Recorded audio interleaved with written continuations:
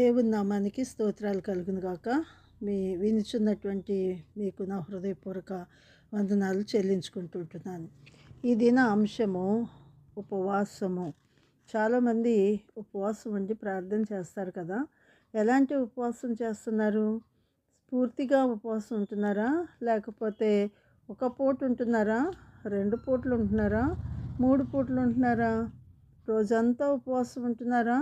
లేకపోతే 3 రోజులు, 5 రోజులు, 7 రోజులు, 9 రోజులు, 11 రోజులు, 15 రోజులు, 21 రోజు, ఇలాగా 40 దినాలు ఉపవాసం ఉన్నటువంటి అనుభవాలు ఉంటున్నాయా? ఏది ఏమైనప్పటికీ కూడా ఉపవాసం ఉండనప్పుడు చేయవలసినటువంటి కొన్ని పనులు ఉన్నాయి సుమా. చూడండి, మరి దేవుని యొక్క లేఖనాన్ని చూస్తే యెషయా గ్రంథము 55వ అధ్యాయము 6-7 వచనాలు చూసినట్లయితే, దుర్మార్గులు కట్టిన కట్లను విప్పుటయు, కాడిమాను మేకులు తీయుటయు, బాధింపబడిన వారిని విడిపించుటయు, ప్రతి కాడిని విరుగగొట్టుటయు నేను ఏర్పరచుకున్న ఉపవాసం కదా. నీ ఆహారము ఆకలిగొన్న వారికి పెట్టుటయు, నీ రక్త సంబంధికి ముఖము తప్పింపకుండుటయు, దిక్కుమాలిన బీదలను నీ ఇంట చేర్చుకొనుటయు, వస్త్రహీనుడు నీకు కనబడినప్పుడు వానికి వస్త్రములు ఇచ్చుటయు, ఇదియే కదా దేవునికి ఇష్టమైనటువంటి ఉపవాసం అని ఇక్కడ యెషయా చక్కగా తెలియచేస్తూ ఉంటున్నాడు. ఆలోచన చేసినట్లయితే ఇంకా మనం జ్ఞాపకం చేసుకుంటే యోవేలు కూడా ఏం చెప్తున్నాడంటే, ఇప్పటి వరకు మీరు ఎలా ఉన్నారో నాకు తెలియదు కానీ ఇప్పుడైనా సరే, యోవేలు గ్రంథము 2వ అధ్యాయం 12వ వచనం చూస్తే, ఇప్పుడైనను మీరు ఉపవాసం ఉండి కన్నీరు విడుచుచు దుఃఖించుచు మనపూర్వకంగా తిరిగి నా యొద్దకు రండి అని దేవుని యొక్క లేఖనం తెలియచేస్తూ ఉంటుంది.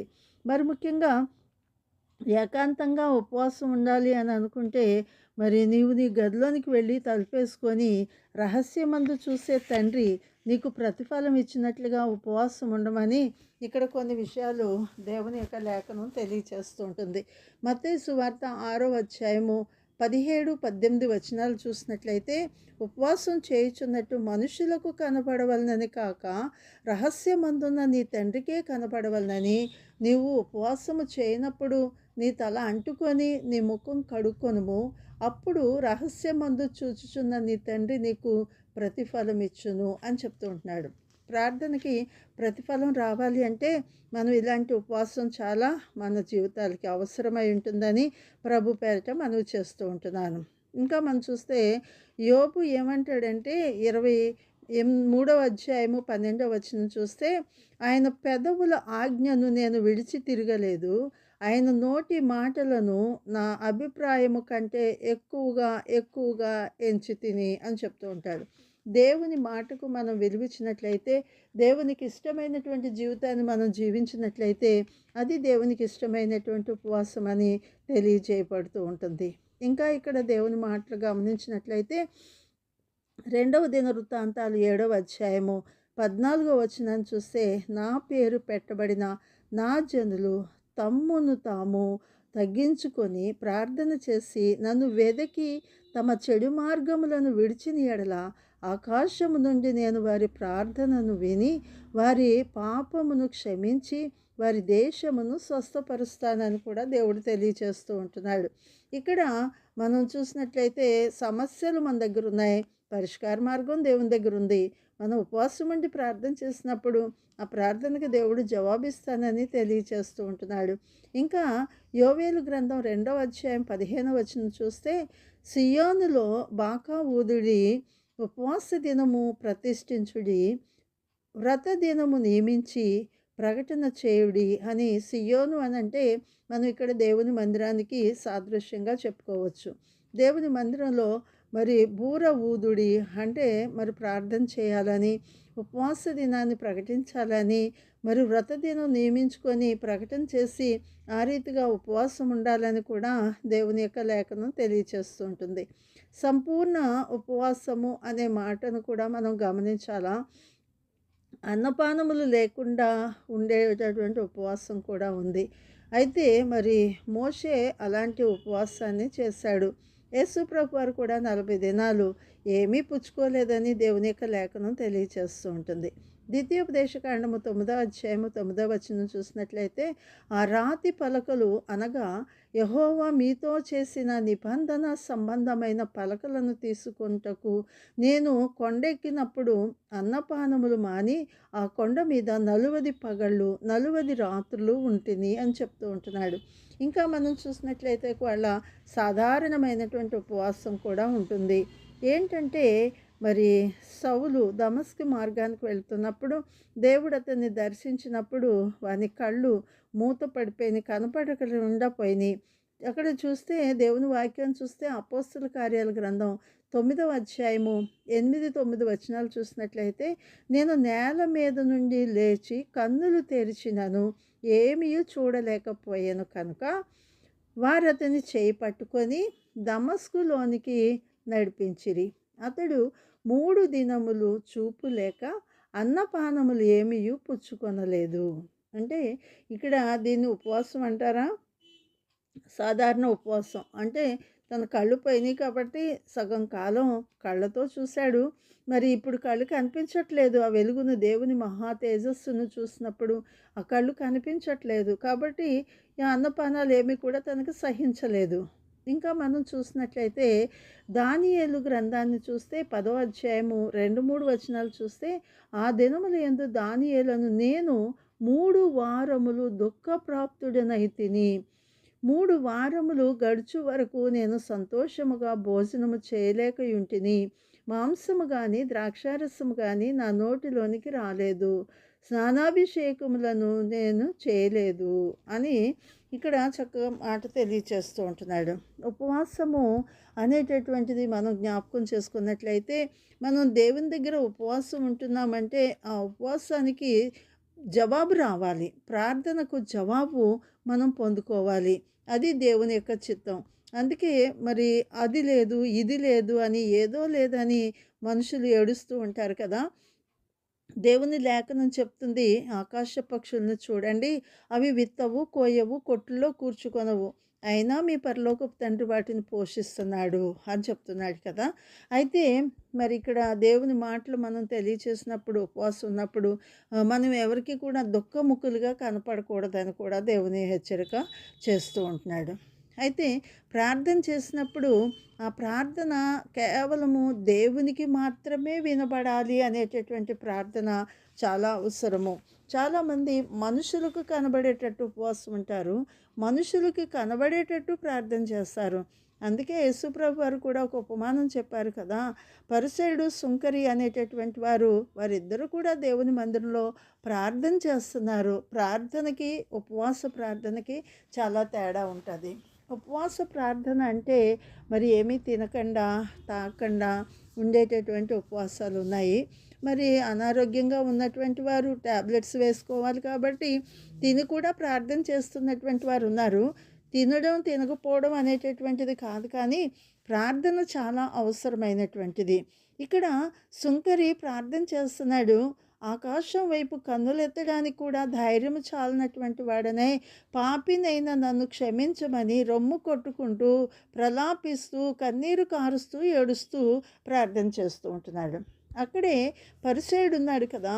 ఈ పరిసయుడు ఏమని ప్రార్థన చేస్తాడంటే, నేను వారానికి 2 సార్లు ఉపవాసం ఉంటున్నాను అని చెప్తూ, మరి నా రాబడి అంతట్లో కూడా దశంభాగం ఇస్తున్నాను అని, అంతేకాకుండా ఇలాగ దొంగను కాదు, మరి వ్యభిచారిని కాదు, అలాంటివాడిని కాదు, ఇలాంటివాడిని కాదు, ఈ సొంకరి వంటి వాడను కూడా కాదు అని చెప్తూ ఉంటాడు. కొంతమంది ప్రార్థనలు ఇలాగే ఉంటాయి కదండి.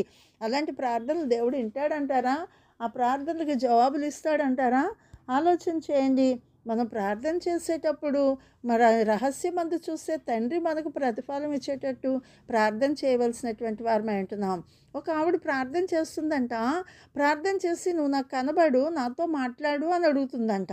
అడిగితే ఒకసారి దేవుడు ఆమెకు కనిపించాడు. కనిపించి, ఏం కావాలో చెప్పమ్మా, నీకంటే ఎక్కువ నీ పొరుగింటి ఆమెకు ఇస్తాను అని చెప్పేస్తానంట.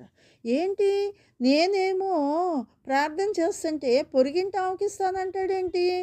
అయితే ఏమిస్తాడు? నేను ఏది అడిగినా ఆమెకి డబల్ ఇస్తానంటున్నాడు కదా. అయితే ఆలోచన చేసి నేను ఒక 1,00,000 కావాలన్నాను అనుకో, ఆమెకు 2,00,000 ఇచ్చేస్తాడుగా. నేను ఒక బిల్డింగ్ కావాలనుకున్నాను అనుకో, ఆమెకు 2 బిల్డింగ్లు ఇచ్చేస్తాడు కదా. ఏం చేయాలని ఆలోచన చేసి చివరికి ఏమందంటే, నాదొక కన్ను తీసేయండి ప్రభువా అని అడిగిందంట. అంటే నేను ఒక్క కంత అయినా చూడగలుగుతాను, ఆమెకు 2 కళ్ళు పోతాయి కదా అనుకొని. ఇలాంటి ప్రార్థనలు దేవుడు అంగీకరిస్తాడంటారా? ఇంకా కొంతమంది ఏమనుకుంటారంటే, ఒకతను అన్నాడంట, నేను పట్టుకున్నదల్లా బంగారం అయిపోవాలి అన్నాడంట. ఎలా అయిపోతుంది? అయిపోవాలి అని ఆ వరం అడిగే దేవుని దగ్గర పొందుకున్నాడంట. పొందుకుంటే మరి ఇంకా అన్ని వస్తువులన్నీ ముట్టేసుకుంటున్నాడు, ఇల్లు ముట్టేసుకుంటున్నాడు, పొలాలు ముట్టేసుకుంటున్నాడు, చెట్లు ముట్టేసుకుంటున్నాడు, అన్నీ బంగారం అయిపోయినాయి. నీళ్లు తాగుదామని నీళ్ళు తీసుకుంటే నీళ్లు బంగారం అయిపోయినాయి. అన్నం తిందామనుకుంటే అన్నం కూడా బంగారం అయిపోయింది. ఇంకా మరి ఒక్కగానొక్క కూతురు ఉందంట. డాడీ అని దగ్గరకు వచ్చేటప్పటికి ఆ పిల్లని పట్టుకునేటప్పటికి ఆ పిల్ల కూడా బంగారం అయిపోయిందంట. ఏమండి? అయితే ఇక్కడ దేవుని యొక్క లేఖనాన్ని మనం జ్ఞాపకం చేసుకున్నట్లయితే ఇక్కడ ఒక విషయాన్ని మనం గమనించాలా. ఆశకి అంతేమీ ఉండదు కదా. కాబట్టి అడిగింది దేవుడు ఇస్తున్నాడని పొందుకోవాలి అని అంటే ఏమడగాలో చాలామందికి తెలియదు కదండి. అయితే ఈ లోకంలో ఉన్న వాటన్నిటిని అడుగుతూ ఉంటారు. అది కావాలి, ఇది కావాలి, ఏదో కావాలని అడుగుతూ ఉంటారు. కానీ మరి ఏమడగాలని దేవుడు అడుగుతున్నాడు తెలుసా? ఆయన చెప్తున్నాడు కదా, నా నీతిని, నా రాజ్యాన్ని మొట్టమొదట వెతకండి అని చెప్తూ ఉంటున్నాడు. అంటే ఆయన నీతిని, రాజ్యాన్ని మనం వెతికినట్లయితే మనకు కావాల్సిన అన్నీ కూడా ఆయన ఇచ్చేస్తాడండి. మనకి ఏం కావాలో మనకంటే ముందుగా ఆయనకు తెలుసు అంట. మీ పరలోకపు తండ్రికి మీకంటే ముందుగా తెలుసు అంటున్నాడు. అంతేకాదు, మన నోటికి మాట రాకముందే, మన హృదయంలో తలంపు పుట్టకముందే మన సంగతి అంతా తెలుసు అంట ఆయనకి. మనం ఏం మాట్లాడతామో కూడా తెలుసు అంట. ఆలోచన చేయండి. దేవుడు అంటే చాలామందికి ఏదో ఒక రాయో, చెట్టో, పుట్టో, లేకపోతే ఏదో మాట్లాడిన బొమ్మో అని అనుకుంటారు. కాదండి, ఆయన మాట్లాడే దేవుడు, చూచుచున్న దేవుడు, వినుచున్న దేవుడు, సంచారము చేసేటటువంటి దేవుడు, ఆ పిలిచే దేవుడు. దేవుని వాక్యం చదివితే మనకు అర్థమవుతుంది. చాలామంది వాక్యం చదవరు కదండి. వాక్యం చదివే అలవాటు చాలామందికి ఉండదు. చాలామంది బైబిల్ పట్టుకొని గుడికి వెళ్తారు, తీసుకొచ్చి మళ్ళీ అక్కడ పెట్టేస్తారు. కానీ ఆ బైబిల్ చదివితే ఎంతో రసవత్తరమైనటువంటి మాటలు పరిశుద్ధ గ్రంథంలో ఉన్నాయండి. నువ్వు పట్టుకెళ్ళే బైబిల్ ఉందే, ఆ బైబిల్ ఒకరోజు నీ మీద సాక్ష్యం చెప్తుంది. నన్ను పట్టుకొచ్చి పెట్టడమే కానీ ఎప్పుడు నన్ను తెరిచి చదవలేదు అని చెప్పేసి ఆ బైబిలే మన మీద సాక్ష్యం చెప్తుందంట. కాబట్టి ఆ బైబిలు మరి దివారాత్రులు దాన్ని ధ్యానించేవాడు ధన్యుడు అని దావీదు చెప్తున్నాడు కదా. అయితే అలా ధ్యానించేవాడు ఎలా ఉంటాడంట? నీటి కాలువల యోరను నాటబడినదై ఆకు వాడక తన కాలమందు ఫలమిచ్చు చెట్టు వలె ఉంటారు అని. కాబట్టి యేసయ్యని నమ్ముకోవడం ఒక ఎత్తు, మరి ప్రార్థన చేయడం ఒక ఎత్తు, వాక్యం చదవడం ఒక ఎత్తు. ఇలాగ మనం చూస్తే ఒక్కొక్క మెట్టు మనం ఎక్కడానికి దేవుడు ఎన్నో ప్లాన్స్ మనకి బైబిల్ గ్రంథంలో పెట్టి ఉంటున్నారు. మనకి ఏదైనా కావాలంటే పట్టు విడవక ఉపవాసం ఉండి ప్రార్థన చేసినప్పుడు ఆ ప్రార్థనకి జవాబు వస్తుంది. మన ప్రార్థనకి జవాబు రావాలంటే, తండ్రి నీ చిత్తమైతే నాకు దయచేయండి అని అడగాల. నువ్వు ఇస్తావా సస్తావా అని అడిగేవాళ్ళు ఉంటారు. అది దేవునికి ఇష్టమైతేనే ఇస్తాడండి. దేవునికి ఇష్టం లేకపోతే ఇవ్వలేడు కదా. అలా అని మనం అడిగినవన్నీ కూడా ఇవ్వాలని అదేమి రూల్ ఏమీ లేదు కదా. ప్రార్థన అంటే దేవుడు మనం చేసుకోలేని పనులన్నీ చేసి పెడతాడు కాబట్టి ఆయనకు అప్పగించాలా, ఆయన మనకి అనుగ్రహిస్తాడు. అంతేకాకుండా మరి ముఖ్యంగా మరి మన పిల్లలు ఉంటారు, చాకు కావాలని ఏడుస్తారు, ఇచ్చేస్తామా? ఇస్తే దానివల్ల ఆ బిడ్డకు హాని ఉంటుంది కదా. కాబట్టి మనం ఇవ్వం ఎంత ఏడ్చినా సరే. అలాగే కొన్ని ప్రార్థనలకు జవాబులు వస్తాయి, కొన్ని ప్రార్థనలకు జవాబులు రాని ప్రార్థనలు కూడా ఉంటాయండి. యేసు ప్రభు వారు కూడా గెత్సేమనే వనంలో ప్రార్థన చేశారు కదా. ఆ గిన్నె నా యొద్ద నుండి తొలగించు తండ్రి, అది నీ చిత్తమైతే అని అడుగుతారు కదా. అయితే మరి అది దేవుని చిత్తం కాదు కాబట్టి, దేవుని చిత్తం ఏంటి? మానవ పాప పరిహారార్థ నిమిత్తం యేసు ప్రభు వారు సిలువ వేయబడ్డమే కదా. అందుకనే ఆ ప్రార్థనకి జవాబు రాలేదు. 40 రోజులు యేసయ్య కూడా ఉపవాసం ఉండి ప్రార్థన చేశారు. ఆయన ఏమీ పుచ్చుకోలేదు అని దేవుని యొక్క లేఖనం తెలియచేస్తూ ఉంటుంది. ఎందుకు ఆయన ఉపవాసం ఉండాలి? దేవాది దేవుని కుమారుడు కదా అని ఆలోచన చేస్తే ఆయన మనకి మాదిరిగా ఉపవాసం ఉన్నాడు. కాబట్టి మీరు ఉపవాసం ఉన్నప్పుడు ఏమడుగుతున్నారో అది ఆలోచన చేసి అడగండి. నా నీతిని, నా రాజ్యాన్ని వెతకండి, మీకు కావాల్సిన సమస్తాన్ని ఇస్తానని చెప్తున్నాడు. కాబట్టి ఉపవాస ప్రార్థన చాలా ప్రాముఖ్యమైనటువంటిది. ఉపవాసం ఉండి ప్రార్థన చేసినప్పుడు ఆ ప్రార్థనలకి తప్పనిసరిగా జవాబు దొరుకుతుందని ప్రభు పేరట మరి తెలియచేస్తూ ఉంటున్నాను. దేవునికి స్తోత్రం. మీ అందరికీ నా హృదయపూర్వక వందనాలు. ఈ వాక్యం విన్నటువంటి మీరు దీవించబడుదురుగాక. ఆమేన్.